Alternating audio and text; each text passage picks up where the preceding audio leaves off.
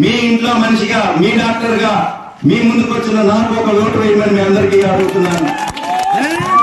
నాకు కూడా ఒక ఓటు వేసి అత్యధిక మెజార్టీతో గెలిపించమని మిమ్మల్ని అందరినీ ప్రార్థిస్తున్నాను. ఒక్క ముక్కలో చెప్పాలి అన్నారంటే ఈ ఒక్క ముక్క చెప్పి నేను ముగిస్తున్నాను. ఇక్కడ రాజా మనదే, అక్కడ రాష్ట్రం కూడా మనదే.